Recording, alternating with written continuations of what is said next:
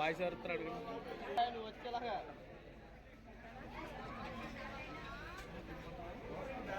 బాబాయ్ నువ్వు ఇటు పక్క వచ్చా రైస్కి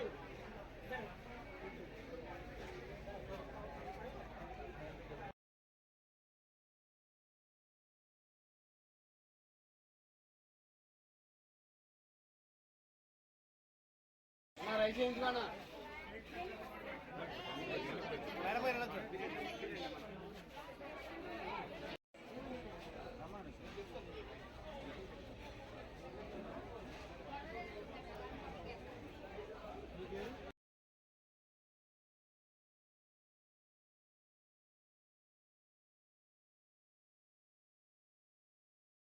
సుప్రియ అండి. నేను పోలవరం మండలంలో చదువుకున్నాను.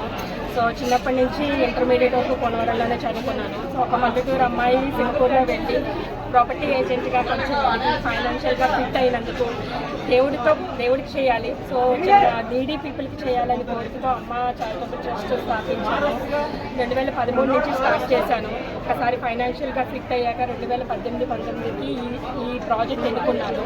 ఇది గవర్నమెంట్ హాస్పిటల్లో వచ్చిన పేషెంట్లు వాళ్ళందరికీ ప్రతిరోజు భోజనం సదుపాయాలు ఉండాలని ఫస్ట్ చపాతీ పులక రెడీమేడ్ పరోటా ప్రిమిషన్ పెట్టి పప్పు దాంతో స్టార్ట్ చేశాము. సో అన్నదానం కూడా అందరూ ఇష్టపడుతున్నారని కొంచెం ఓపిక మించిగా కొంచెం అది కూడా స్టార్ట్ చేశాను. సింగపూర్లో ఉన్న ఫ్రెండ్స్ అందరూ సపోర్ట్ ఇస్తున్నారు.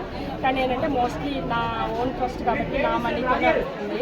ఇక్కడ లోకల్ రాజమండ్రి వాళ్ళు ఎవరైనా లోకల్ సపోర్ట్ ఎక్కువగా ఉంటే వాళ్ళ యానివర్సరీకి బర్త్డేకి వచ్చి వాళ్ళ చేతి ద్వారా ఇక్కడ ఉన్న పేదలకి వాళ్ళ సహకారం అందిస్తే నేను కొంచెం నా ట్రస్ట్ సర్వీసెస్కి ఎక్కువ ఇంప్రూవ్ చేసుకోవాలని కోరుకుంటున్నాను. ఈ అవకాశాన్ని ఇచ్చిన గవర్నమెంట్ హాస్పిటల్ పరిధికి లోకల్ సపోర్టర్కి నిజంగా ధన్యవాదాలు. విలేకరికి అందరికీ ధన్యవాదాలండి. ఒక సంవత్సరం పూర్తి చేసుకున్నాను. నెలకి 26 రోజులు ఎక్కడ ఎప్పుడు మ్యాక్సిమం మిస్ అవ్వలేదు. సో అలాగే నెక్స్ట్ ఒక 60,000 నుంచి 1,20,000 మధ్యలో ఈజీగా అవుతుంది. ఒక మంత్కి ఎవరైనా 5 డోనర్స్ ఉంటే 20 రోజులు 22 రోజులు నాకు చేతితో పడుతుంది. అదే ఎక్కువ మంది డోనర్స్ ఉంటే నేను నా సహకారాలు పెంచుకోవటానికి ఆలోచిస్తాను. నాకు ఇంకొకటి ఏంటంటే మా హస్బెండ్ సపోర్ట్ చాలా ఉంది. దేనికి నో చెప్పరు. నాకు వచ్చిన ఆదాయంలో నేను ఎంత సంపాదించినా అని చెప్తూ మా హస్బెండ్కి మా మామయ్య అందరికీ ధన్యవాదాలు చెప్తున్నాను. నా ఫ్యామిలీ సపోర్ట్ లేకుండా ఏది అవ్వదు, మీకు తెలుసు.